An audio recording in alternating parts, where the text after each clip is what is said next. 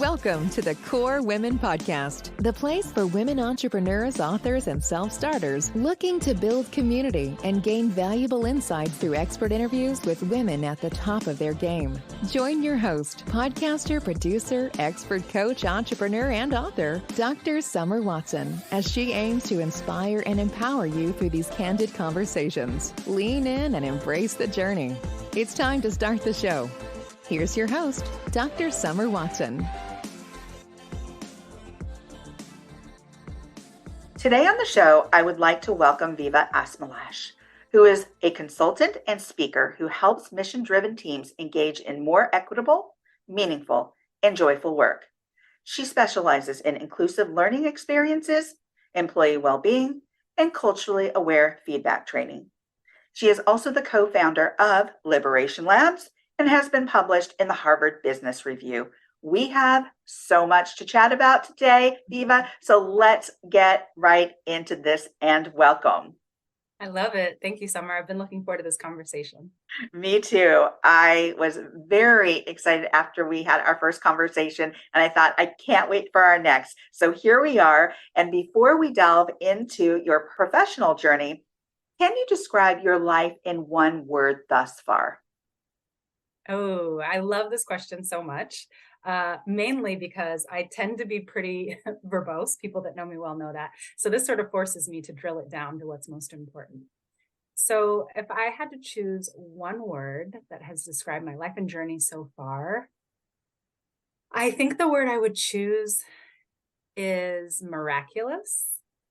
I think miraculous really captures it. Just even stop to think about how I came into the world.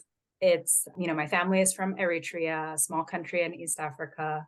I was born at really the height of the Eritrean and Ethiopian war, at a time where many people were fleeing the country. My parents already had 3 children. I was absolutely the accident or surprise baby, depending on how you want to look at it. I was born pretty late. I'm pretty sure that they thought that they were done having kids. And so anyhow, my mom, she emigrated to the United States with 3 small kids, pregnant with me.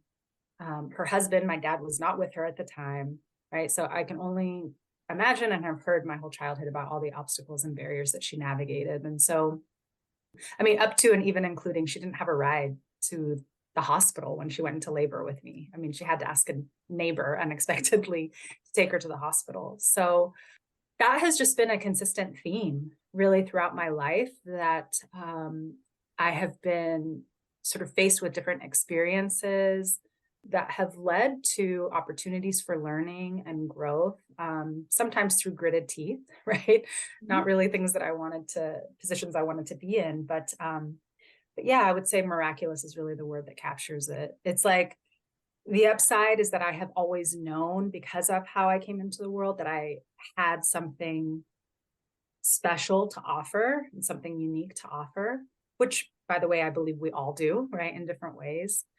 And there has been a downside to that too, right, which is that, and I think this is something that so many first generation children of immigrants face, which is this sometimes really intense pressure to make your parents' sacrifice worth it, right?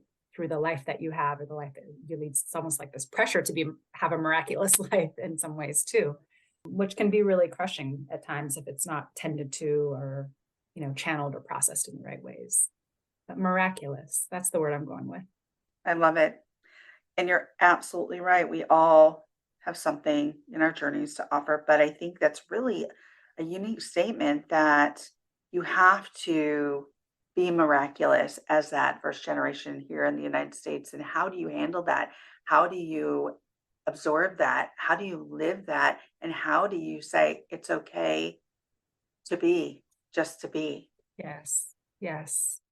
Yeah, absolutely. And I was lucky enough. My mom is just an incredible human being on so many levels and really one of a kind. But while she had aspirations for me and hopes for me, right, I did a lot of things along my journey that were unexpected and unconventional.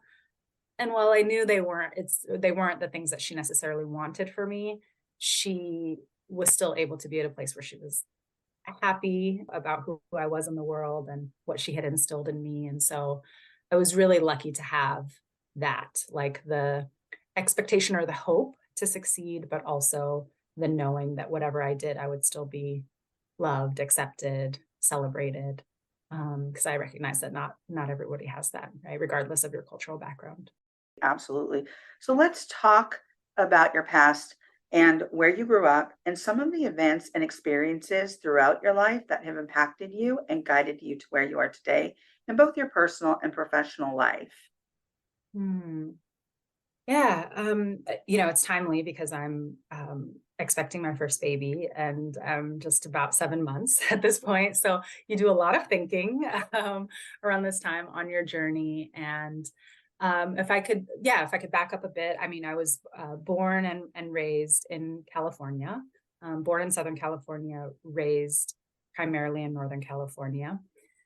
My earliest memories up until the age of about 11, we lived in a predominantly white town. Um, and I think that shaped so much of my lens, right? I mean, I think, we always had a lot of extended family around, which was helpful, but in our classes as kids, right, we were always one of, maybe the only, and sometimes maybe one of, two or three non-white kids. So it taught me at a really young age how to navigate spaces where most other people didn't look like me, didn't go home and eat what I ate, didn't speak the language that we spoke, right? All of these different layers. And once I hit about middle school, we moved to Sacramento, which is far more diverse. And I was, at the time, kids hate to leave what they already know, right? Oh, yeah. But when I look back, I'm so deeply grateful for that I had the chance to move to a place where there were kids who looked like me, absolutely, but kids that from all different cultural backgrounds, right? Yeah. And during those really developmental years, have that exposure and that experience. So it's really, I think when I think about my childhood, I think about like two really, not extreme is an intense word, but two far ends of a spectrum. Mhm. In terms of my experience that really gave me the tools that I still use today, which is the ability to connect with people, the ability to engage, to still celebrate the uniqueness of others, but in a way that doesn't diminish myself, which has definitely become a theme that's gotten even stronger in life, of really knowing, loving, appreciating the lens that I have, and the things that when I was a kid, people would tell me you're too sensitive, you're too shy, these different things that now that I understand what it means to be, for example, a highly sensitive person, which everybody should, if you're not highly sensitive, you know or love someone who is. So definitely look into that. And the gifts that those folks have, and to understand that as a superpower now, it really shines a different light on all those other experiences and circumstances that I encountered as a young person. Yeah, absolutely. I think that it's interesting how we absorb experiences, Mhm. information. We each have our own Mhm. unique personalities, and it's a Mhm. journey. It's a journey to know ourselves, much less anybody else, right?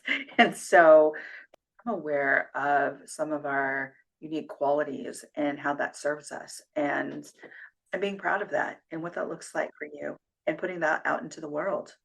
Definitely, definitely. And I will also say, in the earlier part of my life or my childhood, as I mentioned, I was the youngest of four kids. I was the youngest cousin. I was really doted on, protected, um, shielded in so many ways. And then when I got into early adulthood, there was this real shift in my family circumstances and family dynamic, which sort of put me in the position of the caretaker, Mm, right? And the organizer for not only one person in my family, but multiple members of my family due to mental health and just some different, circumstances there. So it's interesting because I want to be sensitive. I don't think that this statement applies to traumatic experiences. I want to make sure that that's clear. But I do think that outside of something that is so egregiously traumatic, for the most part, I like to think that we are faced with experiences at the right time to develop something in us that we're going to need later on in life for whatever reason, right? And so had I just gone on being that kid that was doted on and that extended all throughout my adult life, I don't know that I would be as well versed in the ways in which systems work and the ways in which our society and healthcare and like all of these different things kind of converge, especially based on our different identities. Like I wouldn't have that had I not gone through that firsthand so many times, right, throughout my 20s and 30s. So I just wanted to name that because I think it's a really important component of like what makes me me when I look back on my journey. Absolutely. Well, thank you for that. Really appreciate that and that insight, because that is so important when you think back on your own journey, where you are today, and those transitions that were so impactful and meaningful, and that led to the next steps of your journey, and having that awareness about yourself, culture, society, uh, programs, systems. So it really gave you, it kind of opened up that view for you and really led to some of the next steps. So let's get to some of those questions that led to some of those next steps about culturally aware feedback training. So this is something that you do. So let's talk about that a Yes. little bit. Oh, it's like my other little baby. It's the one that I co-parent with my business partner, Michael. But absolutely, yeah. I mean, that was really born from the need that we observed in so many organizations that we have worked with over the last several years that, in order to even be able to get an organization to a place where you can start to surface some of these more charged or more sensitive topics around diversity, equity, inclusion, DEI, around identity, right? That is hard to do anyway, regardless, even if you're in the healthiest organization that has great communication and all of that. And what we noticed is that, actually, most organizations and most teams don't already have a strong foundation of feedback that already exists. And if they think that they do, they've done some feedback training that doesn't take identity into account, that doesn't take our biases into account, and doesn't take power dynamics into account. So we wanted to really design something that did all of that and was really helpful and worthwhile investment or a primer for the deeper DEI work that eventually organizations that we work with want to be doing, right? So that's how the culturally aware feedback program was born. And it's actually really indicative of the type of work that Michael and I do at Liberation Labs, which I'm happy to talk more about. That was my next question. So that's a good lead into that. So you're the co-founder of Liberation Labs. So tell us more about this business. Absolutely. I'll back up a second and say that for the last, 3 or 4 years, I've been working independently as a consultant and a strategist with organizations focused on DEI. Like many in my field or in this field, I was losing steam. It was really tough for me to be in the weeds with this work day in, day out, and to feel like I was doing it alone. And sort of serendipitously, Michael and I, who had met many years prior, crossed paths again and just started dabbling in projects together and just really recognized that we had differing identities, right? He is a white, Midwestern, male, queer individual who now lives in the Bay Area, right? I am none of those things. So the fact that we have these like very different identities, but also shared values around compassion and clarity and joy, wanting to have joy and meaning in our work and bring levity to appropriate levity to our work, I think we just felt really right. And I'll be candid, and this is something that Michael knows, so I'm not telling you a big secret here, but I was hesitant at first to actually partner with a white man, right? And to sort of feel like I was hitching my wagon to someone else in that way, particularly a white man, right? So that took me a fair amount of time to process and to get to a place where that felt like the right decision for me. And that's, of course, who we work with. And when, especially as in a partnership, is a very personal decision. But for me, it felt like the right thing because of our unique lenses and because of the type of aspiring ally that Michael is. That felt valuable to me in our dealings, even with clients, right? That there were some things that Michael could intercept and, sort of like navigate or speak up or speak from his own experience or journey of learning in a way that could be vulnerable and also course correct in moments that we needed it, right? So that's part of like how our partnership sort of came to be. In terms of what really excites us, we want to always think about how we're helping organizations weave DEI really into the fabric of what they do versus continuing for years on end for DEI efforts to feel like these siloed projects, the pet project of, one person or a handful of people. Because the truth is that permeates. Your employees can feel that if the work is siloed in those ways. It's like, okay, well, what's the connection? It doesn't feel authentic. It doesn't feel meaningful, right? And employees, by the way, right now, I just read something the other day that said something like 80% of employees want to know that DEI is important to their employers, right? So this is not something that's going away. It's just a matter of like, we need to get even more bold and even more, demonstrate even more like how we're thinking about this in relationship to our organizational values, to our organizational mission, to strategic goals and business imperatives, right? To all of these things, to the well-being of our people and our workforce, to employee retention.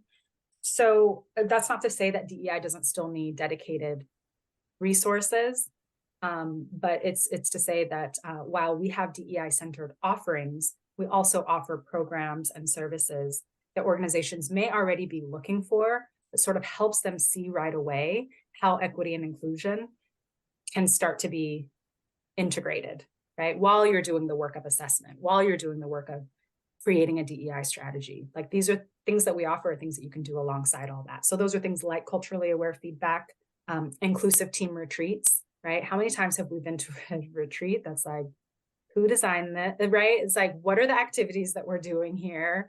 Who designed this? Does this take many identities into account in the way that this is set up, right? I'll give you an example. An organization will plan a retreat that is, the agenda is jam-packed beginning to end, right? That's not conducive to a lot of people's communication styles, personality, sensibilities, right? So how do we think about all that? So inclusive team retreats is another one. Equity-centered strategic planning is something that we do. Leadership training and development, right? Rather than getting, having a company leader who is, decades into their career and then trying to tack on inclusive leadership coaching, which we still do, of course, if it's needed, but how much better and more powerful would it be if folks who are moving into and growing into leadership roles, if they're getting some of that infused into their development and training at the outset, right? Rather than thinking about it as something I need to do afterward. So the other thing that we're also launching very soon, probably this week, are fractional services for areas like employee well-being and engagement. So really looking at the employee experience holistically with equity and inclusion as really important pillars to that experience. Well, that is so much in relation to what you do, how you do it, and why it's important to you. And there is so much value there. And I love what you said, that you identify so many things about DEI. And one of the things that I think I haven't heard much of is that power differential. And that's so important because I think there's a lack of awareness that there's a lot of that power differential in regards to employer and employee. And what does that look like? What does that feel like? How is that experienced? And so I'm glad that that's something that you're covering. And also you're covering all of this from a very holistic perspective. So I gained that from just what you described, which is really great, as well as an integrated perspective. And that is so valuable. As you said, it's not something that's going away. It's something that should have always been there, but it's something now that's not just a hot button. That's something that's infused into the fabric of our society, culture, jobs, everything. And so Exactly. it really is something that is a part of us and always has been, but now there's more of this awareness. And Mhm. we might look at it and say, oh my gosh, this should have always been there. That's my perspective, right? This should have always been. But at the Yes. same time, we have to start somewhere. And thank goodness we have this awareness now. And we're beginning. And it's programs like yours that are really integrated, that take into the whole construct of values, understanding, leading with empathy and kindness, and just so many other things that you're really targeting here, that it's not just a siloed program. It is part of the fabric. And that Mhm. is a mindset shift, because we're not just bringing people in for this training and we're going to go hurrah and everything's fixed. Uh-uh. Yes. No, Yeah. it, Magic wand. no, Yes. it's a cultural shift, right? It's something in every company, every entity that you work with that has to have the shift in their culture. And it, again, comes from both employee and employer. And so, and how do they work together? And so, and bringing that Absolutely. awareness and those strategies, goals, objectives, all of that into play when you're creating these programs and these Exactly. very holistic programs. So I love what you're doing out there. I want to get to another question here. You recently wrote an article for the Harvard Business Review entitled Creating Psychological Safety for Black Women at Your Company: What Organizations Tend to Get Wrong and How to Get It Right. I love this title. I think this is just so deep, and so there's so much that I'm sure you could say about it. Can you explain the gist of this article, because it's such a rich title? So Thank you. Thank you so much for that. Yes, where to start with that. So it's as I was working with different organizations, I psychological safety is something that I was always talking a lot about, and would talk about it through the lens of identity and the fact that our identities have impacted our experiences, and our experiences are inherently linked to, right, the degree of psychological safety that we feel when we enter into a space or, engage with different people, right? And that can be that's obviously a varied experience. And so that was a sort of part of the work that I was doing. And then I connected with my incredible co-author, Agatha Agbenobi, who shout out to Agatha. And once we started digging deeper, she was asking herself, some very similar questions. And what we really wanted to do was to shine a light on this concept. And first and foremost, I mean, our number one outcome when writing this article is we wanted to write something that validated the experiences of Black women. Something that, if I were feeling in a situation with my manager that was really charged and I didn't have the words, because it is so taxing to provide feedback on every single situation, especially not knowing how it's going to be received. We wanted to create the thing that someone like us could immediately send to another person to say, please read this because it captures what I've been feeling. Right. And so that is to say how Black women and others from other historically excluded groups or underrepresented groups need differentiated approaches to creating psychological safety in the workplace. And so that was our first outcome, validating Black women. And then we wanted to give some really clear tools and context for company leaders. First, the context in terms of like, why is this the case? Why do we need differentiated or tailored approaches? And so the article speaks to that and speaks to some research from organizations or teams like Lean In, Black Women Thriving, which is founded by the incredible Erica Hines. We talked to Minda Harts, who's a best-selling author, about her experiences with psychological safety and what she writes about. So giving that all that context, and then really giving some solid solutions, right? Things that companies could start doing right away. And so many times we read articles like this, and there's a focus on the individual, right? Here's what individuals can do to create more psychological safety for people on their team, and in this case, Black women. Yes, great, love it. But we wanted to flip the script a little bit and put the focus and the emphasis on organizations, scaling this, right? Infusing it, changing their standards as a whole, changing the accountability systems, right? Because we didn't want to leave it to chance. There's a line in the article that speaks directly to this. We didn't want it to leave it to chance. The experience of a Black woman on your team is solely dependent on the manager that she happens to get, right? Is this manager somebody who is racially conscious, aware, or not, right? And even within the same organization, we see the huge spectrum of experiences that someone might have based on who their manager is. So we really wanted to elevate the conversation to bring it to the organizational level and how to ensure that systems start to change and not just to focus on individuals and people. And there's been really an astounding response to the article. And I think we are just barely scratching the surface of where this conversation needs to go. But there's just been an outpouring of, yes, this also resonates with me. This captures my experience. I'm taking this to my leadership team to talk about this, or we talked about this as a board last week. So thank you for writing this. So that's been really incredible to hear and to see from people as well. And we want to, like I said, continue the conversation around the article too. Oh, I think that's beautiful. I love it. I love where you're going with this versus system versus individual. So important because it really has to do with the deep-rooted values of that system and where they are today with that. And if they're really willing to shift and make some changes as a system, and then what are those steps?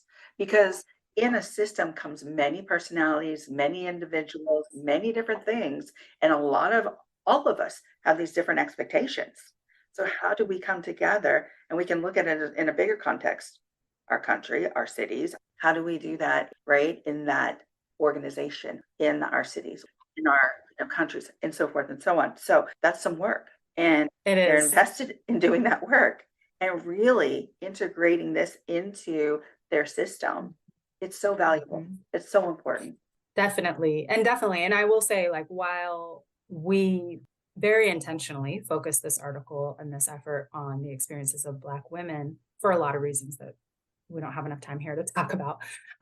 But we do want that to also open the door to discussing the unique experiences of Black men, of queer folks of color in the workplace, of people with disabilities, right? Because there are so many layers to it, and it's a complex conversation for sure. But yes, thank you for asking. I'm always happy to be able to talk about that now that it's out in the world, and it took us many months to do it. So I'm just glad that people can now read it and use it towards action. I love it. It's so important. And the title was so impactful. So yes, it was of course a must to ask you about it. I was like, I love the title. And what I liked was the subtitle of the article, What Organizations Tend to Get Wrong and How to Get It Right. And what I really appreciate about this too, Viva, is many times in, let's say, like classroom sermons, you'll be in there and you're like all inspired and you're like, yes, or an article, yes, it's so good. But then you leave or you put the article aside and go, but it didn't give me any steps. Yes. I don't understand. It fell short of giving me some steps to think about. How I apply those might look different, but at least you're helping me with those next steps. And I love to inspire, but if you leave somebody with nothing to go on, then where are they supposed to go? Right. And it's just reading it for the sake of reading it, right? Which we've seen even since 2020, that so much of that has happened, right? Learning for the sake of learning, and then nothing happens with the information, and then nothing changes. And it's almost like, why even have read the thing then? And Agatha and I were actually talking about this the other day, which is that we really didn't want this to be an article like that. We didn't want it to just be sitting there collecting, proverbial dust. Right. We want it to be something that people bookmark, that people take to that next meeting that they have with their board or with their leadership team, or the one-on-one that they have with their manager or their direct report, right? We wanted it to be something that people use and continue to reference, and that it serves as a platform for getting to the work and actually doing the work of change, right? Even if an organization only takes 1 or 2 ideas from that article, that would still be something in the right direction, right?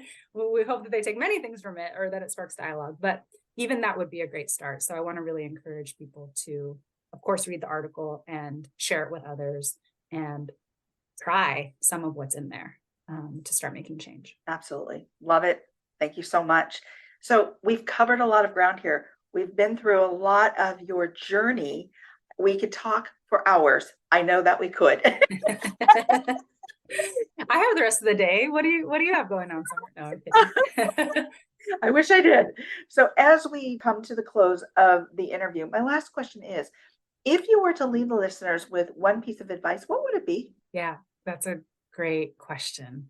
I'm actually going to bring it back to what we were talking about at the start, which is just that reminder, or really encouraging that trust that each of us has something very special that only we can offer. No one else on the planet can do what you need to do in this world in the way that you can do it. And so while that kind of sounds a little bit, I don't know, for some people that might sound a little bit trite, I think it's really important, because when we really believe this about ourselves and about people around us, we move differently, we speak differently, we work differently. And it's really easy. And many times throughout my life, I have let that seed of knowing, even though I had it as a small child, I let it go unattended or let it get drowned out by circumstances or people I was dating. That's probably a topic for another podcast too, but I let it go, right? I didn't tend to it. And so nurturing that is what I would say is what I want to leave people with. And the fact that if you are really nurturing that, it doesn't really matter what your position is, what your title is. I talk to friends about this all the time. I could be fulfilling my purpose as a barista, right? I could be helping people and like bringing people joy and helping them feel seen, no matter what position. As a childcare worker, there are just so many things I could do, right? But just that knowing, I think, is different. There's this Rumi quote that I love, and that says, when you do things from your soul, you feel a river moving in you, a joy. And for me, that really means doing things from that place of knowing and that trust in our unique gifts. So that's, I think, the biggest thing I want to leave people with. And then there's also this story, the last thing I'll say for the sake of time, is there's a story about Alicia Keys.